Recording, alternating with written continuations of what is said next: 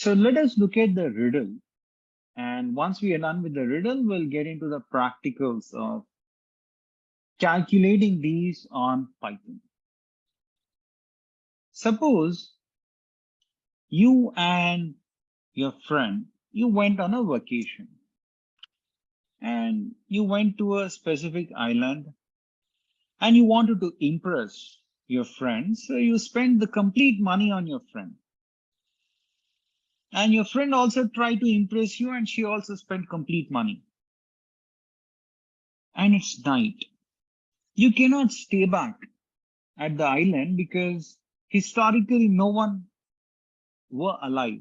People who stayed back at the island died because there are a lot of wild animals.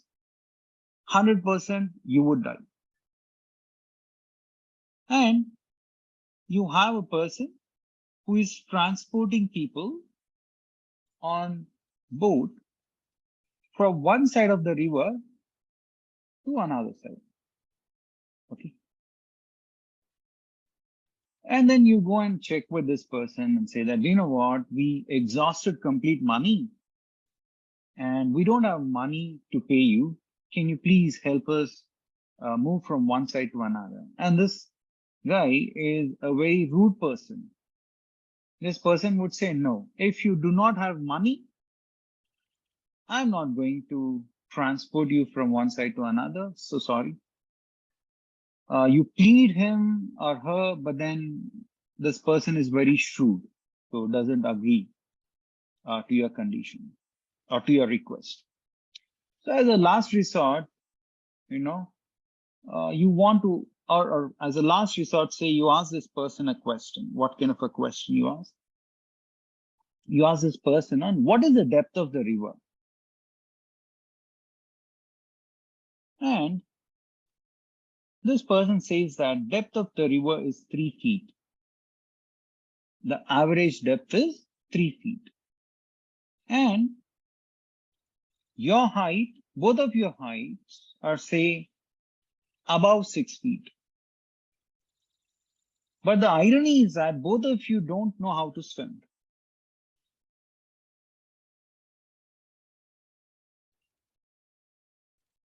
You don't know swimming.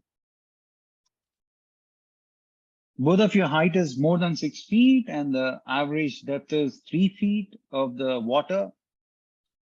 What would you do? Would you cross the river?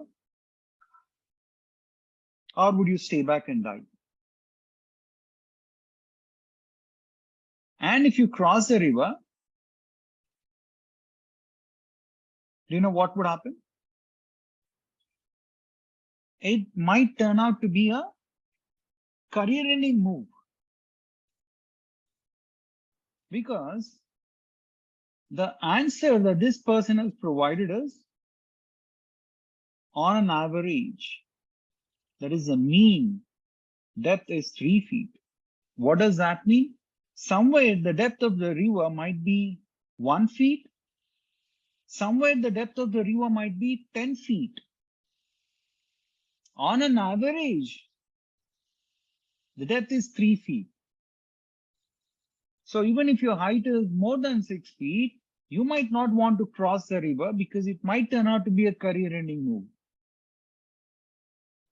So the appropriate question that you should have asked this person is not what is the depth of the river, what is the maximum depth and what is the minimum depth. Based on this, you can take a decision on whether you have to cross the river or not. So sometimes you need to use your statistics even in your real world to save your lives, okay?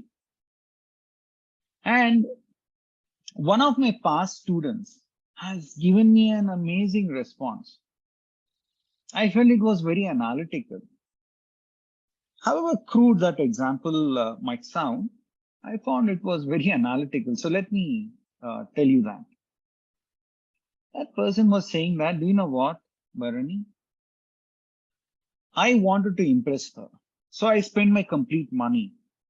So I would do this when I want to cross, and when this person says that average depth is 3 feet, and since we both do not know how to swim, I'll first ask her to cross the river. If she reaches safely, then I would cross. However crude that might sound, yeah, I felt it was analytical in, thinking on those lines. Okay. So now that we understood measures of dispersion, we have to resort to Python programming and try to understand more. So just say download Python.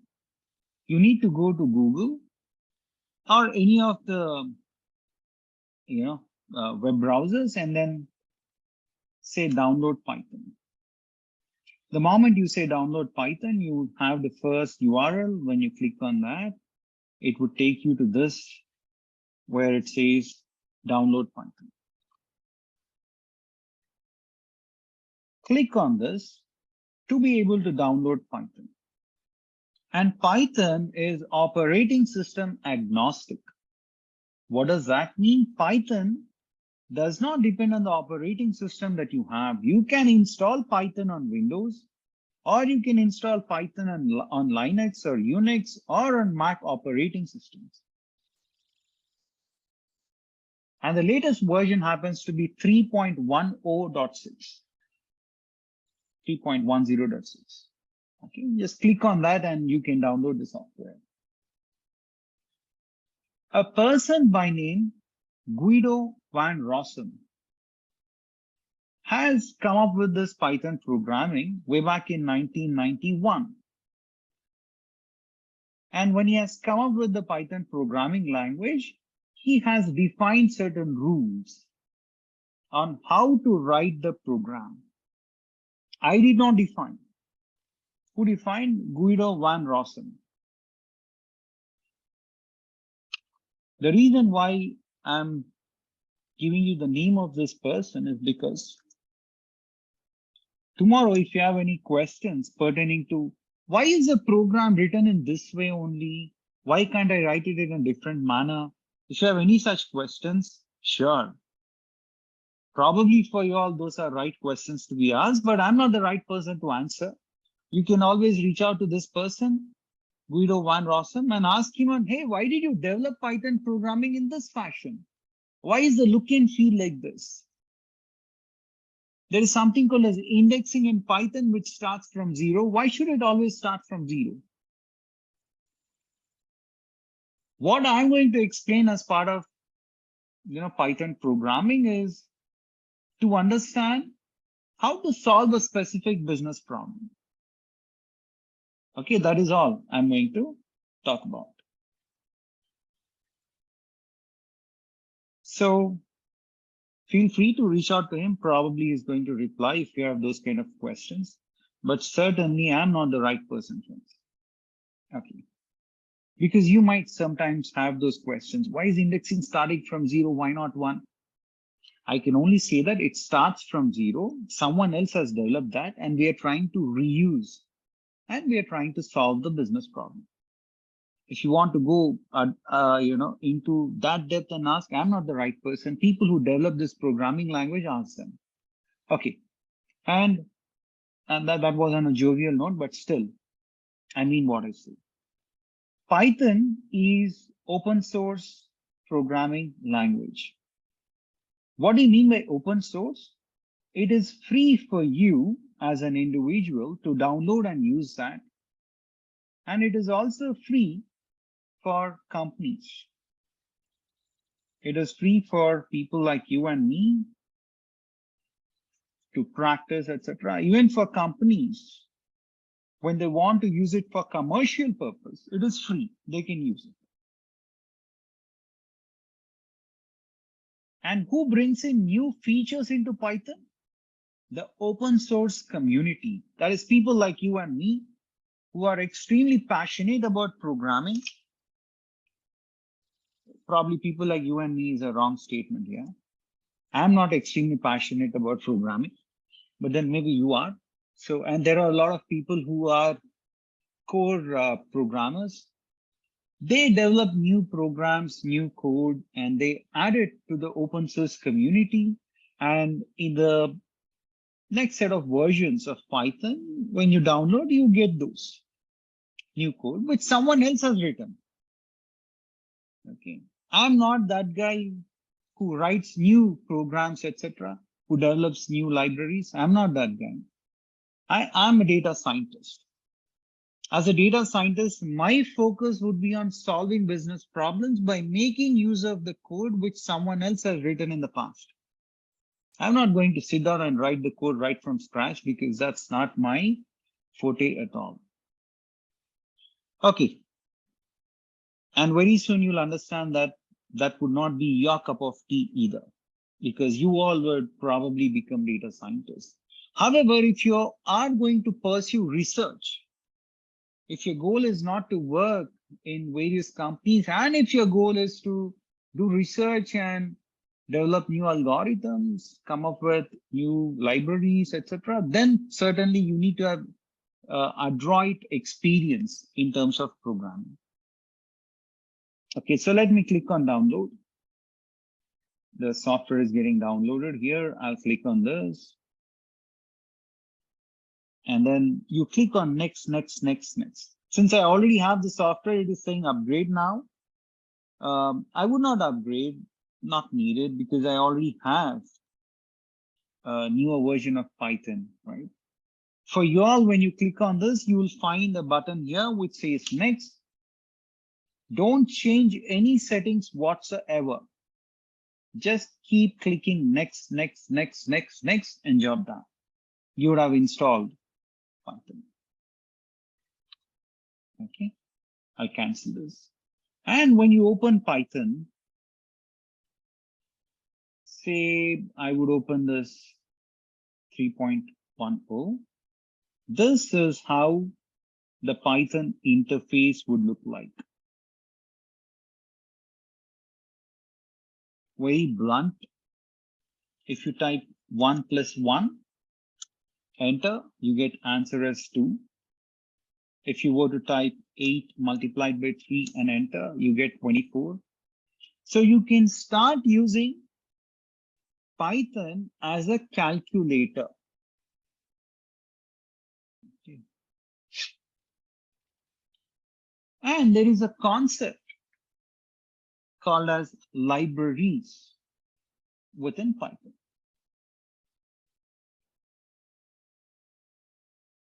What is a library? When you think about a library from traditional standpoint, you know for a fact that library would be collection of books. And who would write these books? Authors. And what would we do? We would read those and try to reuse the concepts explained by authors. On similar lines, we have Python libraries. Okay, within Python also, you have the concept of libraries. And here, libraries are collection of code, collection of lines of code. Who has written these? Programmers. And what are you expected to do? You are expected to reuse these.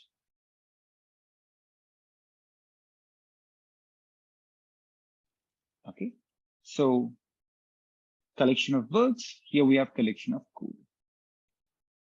In order to reuse Python libraries, there are 2 steps. A, you need to install the library. B, you need to invoke the library. This is like installing your any of the software, say you have Microsoft Office. You install that.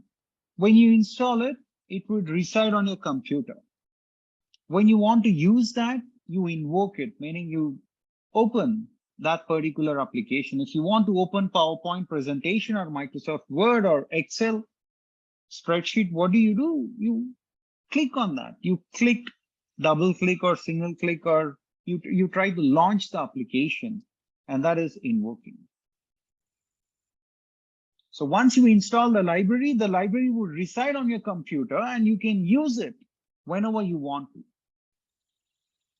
And how do we install a library in Python. You type this function pip space install space name of the library. There is a library called as numpy py.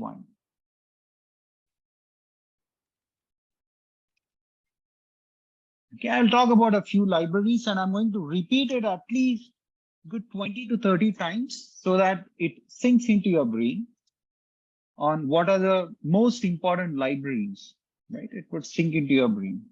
And slowly and steadily, I'll be introducing new and new libraries for you. So how do I install a library?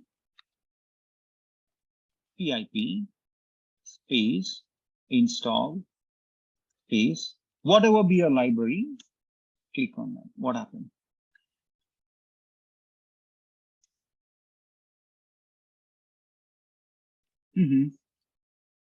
Strange. Probably I need to open the terminal and I need to run it. So just give me a minute while I try to, I'll get back to this, okay? All right. So now what people taught us, there are a lot of libraries, okay? And you need to install a lot of libraries such as NumPy, SciPy, Pandas. Okay, you have something called as scikit-learn, Matplotlib, Seaborn, etc. I'll slowly be introducing more and more libraries and you'll have to remember those. I try to repeat it as many times as possible. NumPy is a library which contains numerical calculations. And SciPy contains scientific calculations. You would have seen scientific calculators as part of your graduation. Scientific calculator has a lot of advanced calculations. Then you have Pandas, which contains data manipulation techniques. When I say data manipulation, it's not in the wrong sense. Changing the name of the column, adding one data set to another, all these are called as data manipulations. Adding two columns and coming up with a third column, all that would be called as data manipulation. Okay, then we have scikit-learn, which is also called as sklearn. This contains machine learning libraries.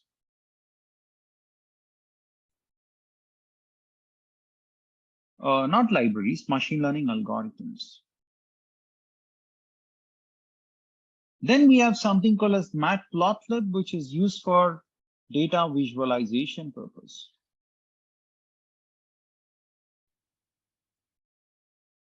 Then you have Seaborn, which is used for advanced data visualization purpose.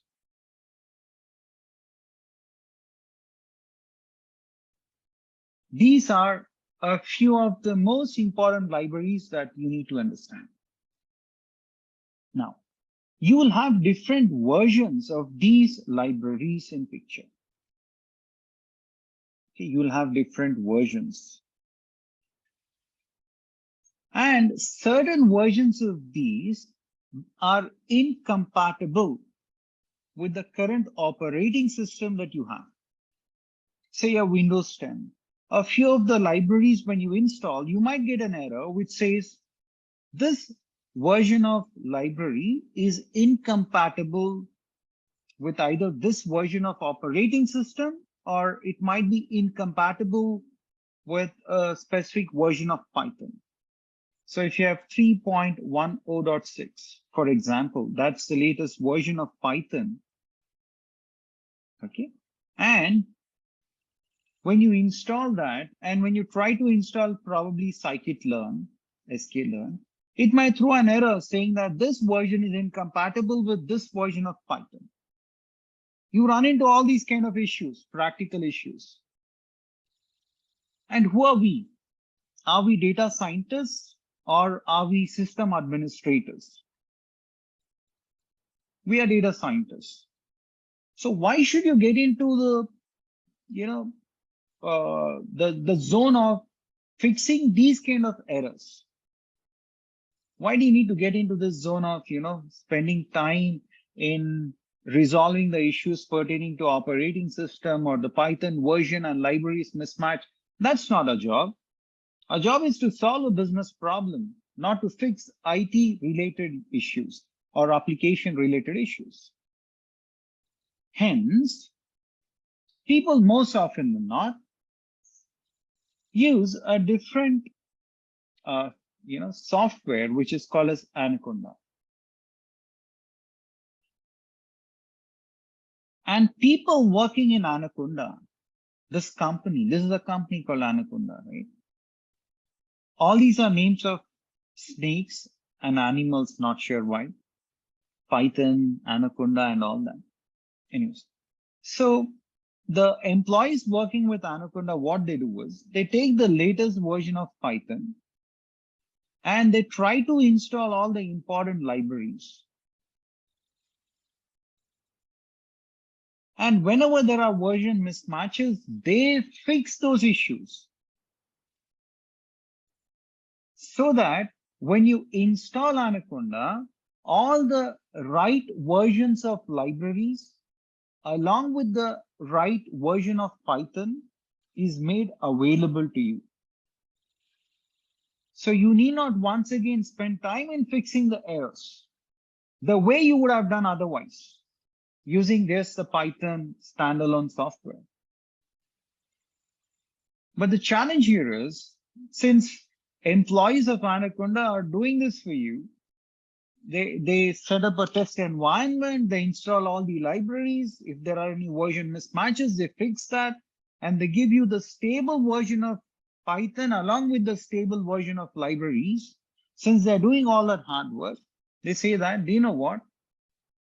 If it is used by individuals for non-commercial purpose, if you are using it for practice, etc., it is absolutely free. However, when you try to use it for commercial purpose, then you need to pay for the license. There is going to be license fee. Okay. Now that you and I are individuals who are trying to learn data science, etc., we need not worry too much. We'll just go and download Anaconda. Just type download Anaconda on Google.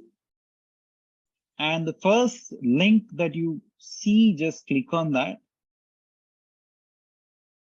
And by clicking on this download, you would be able to download Anaconda for Windows. Once again, Anaconda is operating system agnostic, meaning you can install Anaconda for Windows or Macintosh or Linux.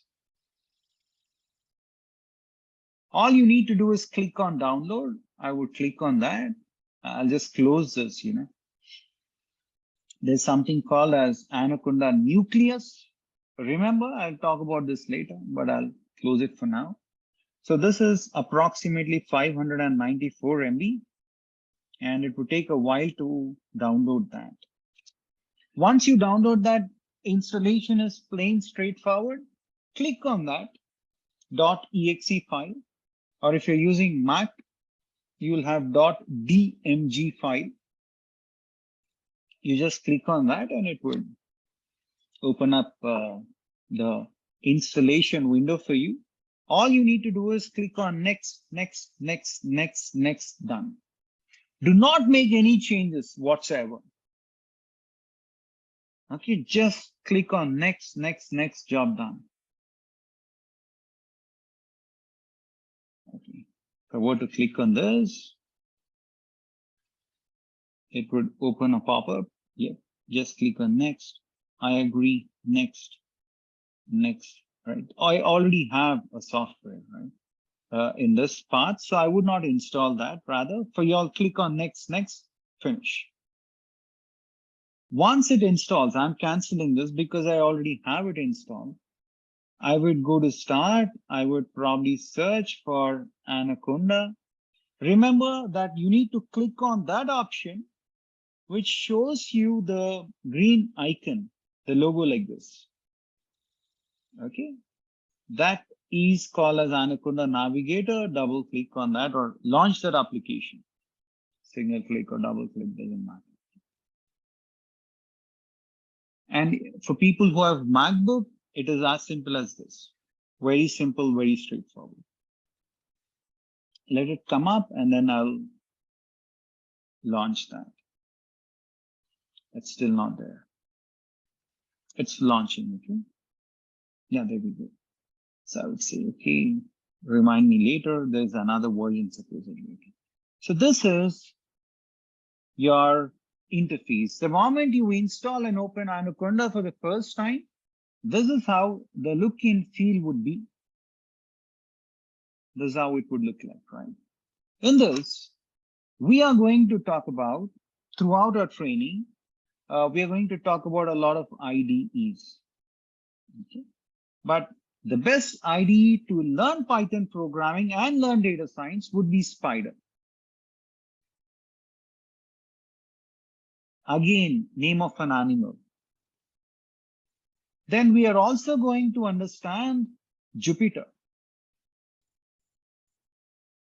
Very briefly, I'm going to introduce you all to Jupyter because from learning standpoint, Spyder is the most preferred IDE, integrated development environment. And each of these IDEs, like PyCharm, etc., would have different interfaces. That's it. The way we have for Python here,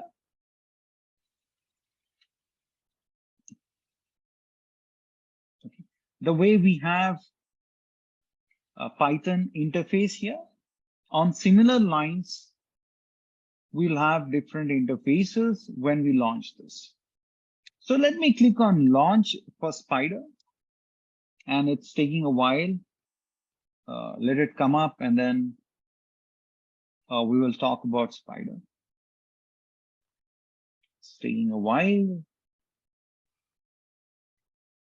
Okay, let it come up soon. And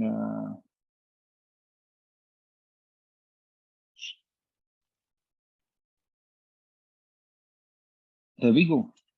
This is how Spyder would look like when you try to open it for the first time. When you launch it for the first time, this is how it would look like. Okay. This window is called a script window where you type your lines of code. 1+1, for instance, you type it here. And when you want to execute this line of code, you can place your mouse cursor anywhere on the line. It need not be at the end or at the start. You can place your mouse cursor anywhere on the line and just click on this option here. Is there something else? Sorry. So you just need to click on this. Or let me choose a different color.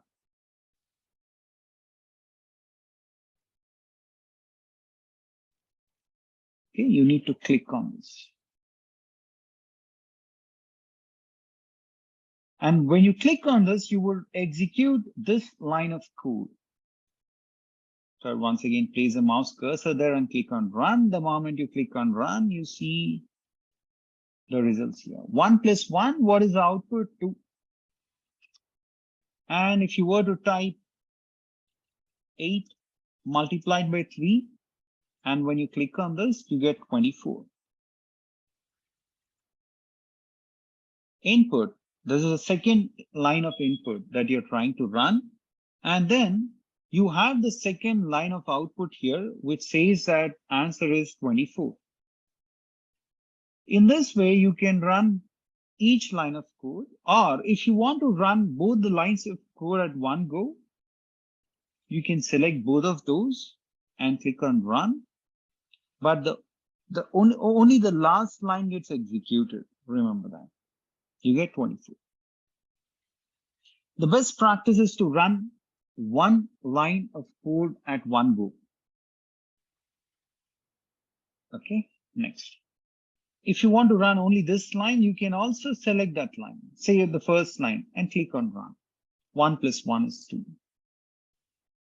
Okay, this is how you can start using Python as a calculator.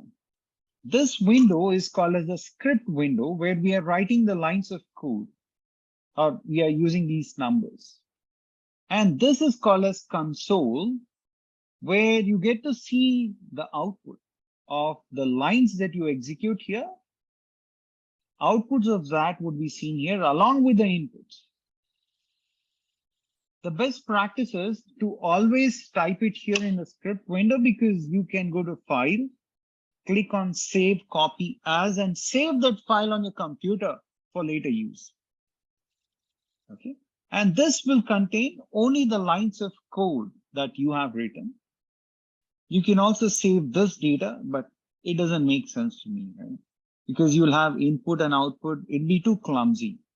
However, within the console also, you can start executing the code. For example, 2 multiplied by 4 is 8. You can also type your lines of code within the console here. Okay. And when you press Control and L on your keyboard, or Command L on your MacBook, by clicking within the console window, when you press Control L, it would clear the complete screen here.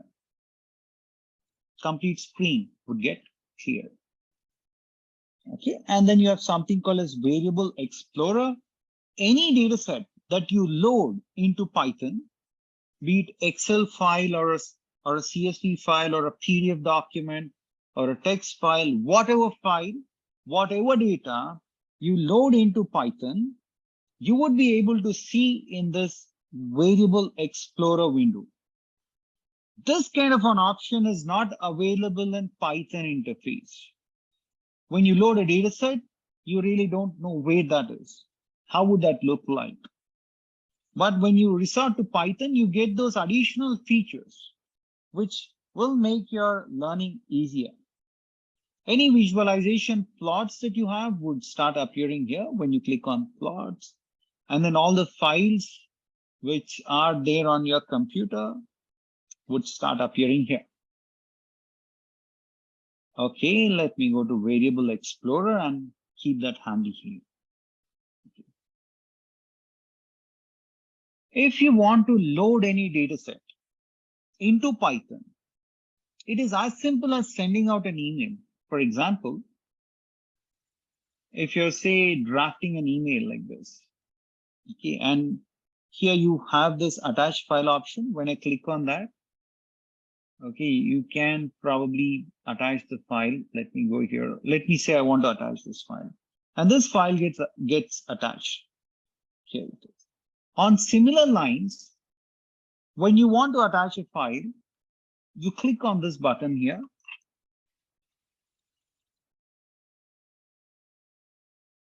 Which says import data.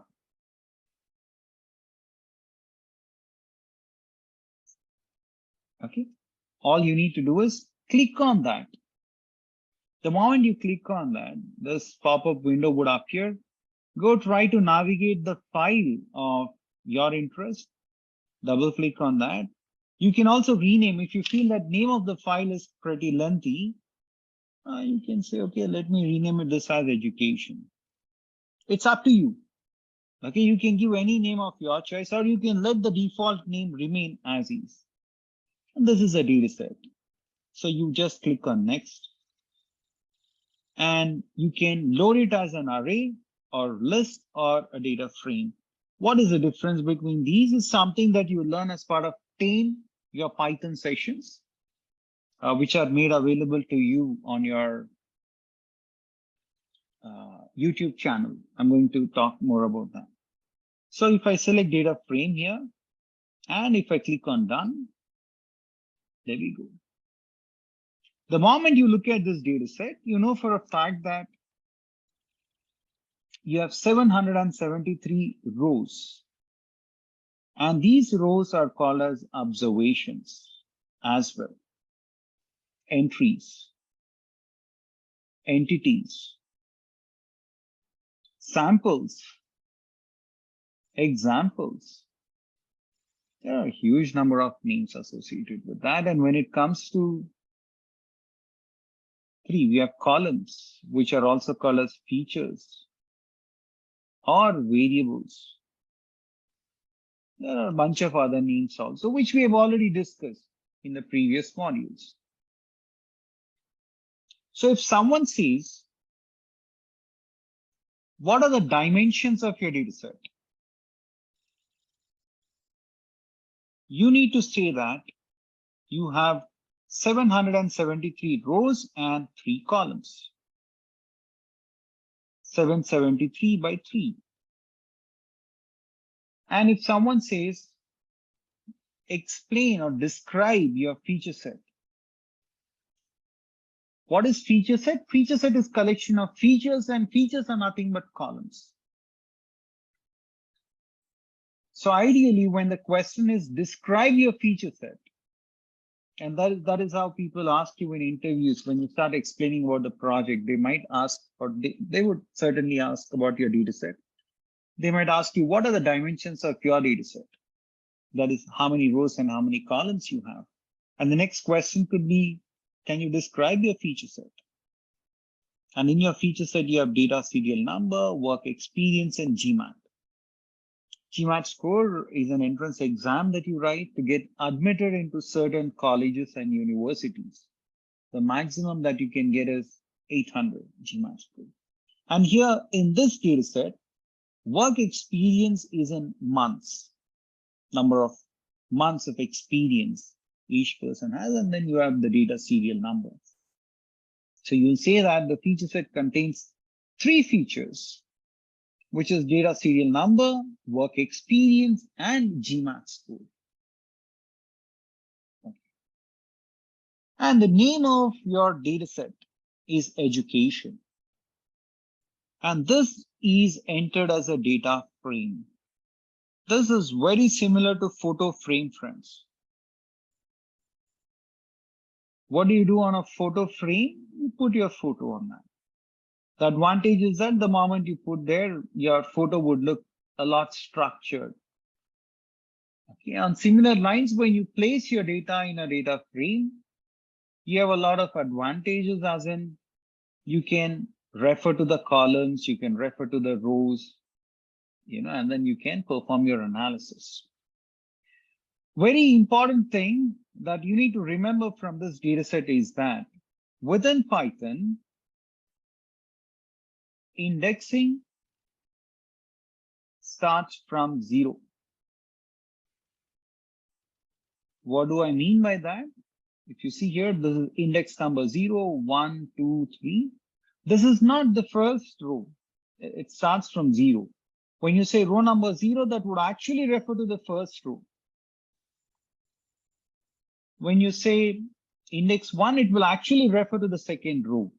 This is because indexing in Python starts from 0. Why doesn't it start from 1? Why does it start from 0? If you have that question, Guido van Rossum, founder of Python, you can always approach that person.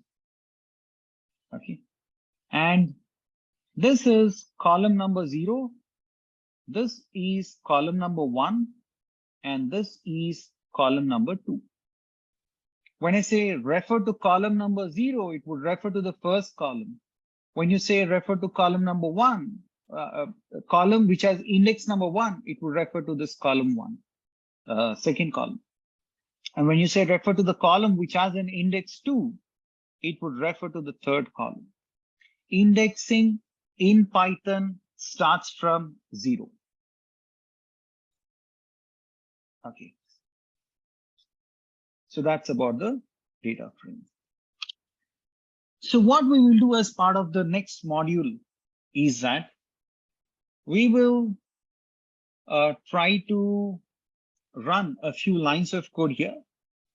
Then I'm going to open Python console. I'll try to show you the differences between these two. And then we will also open and execute these lines of code in Jupyter, in Google Colab, in SageMaker Studio Lab, and Anaconda, Nucleus. We look at all these.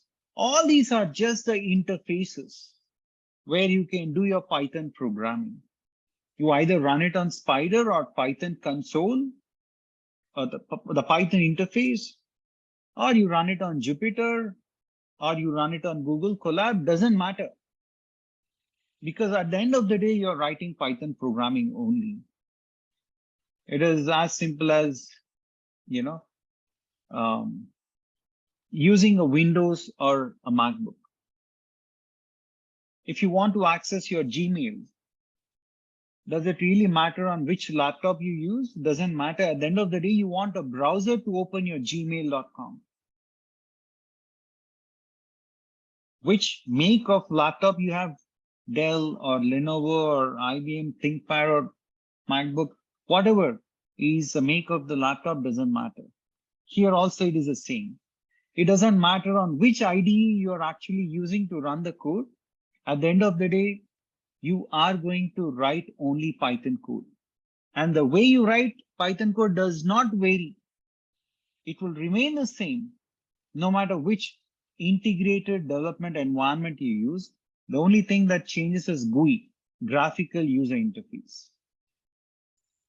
Okay, so in the next module, we'll look into further sections.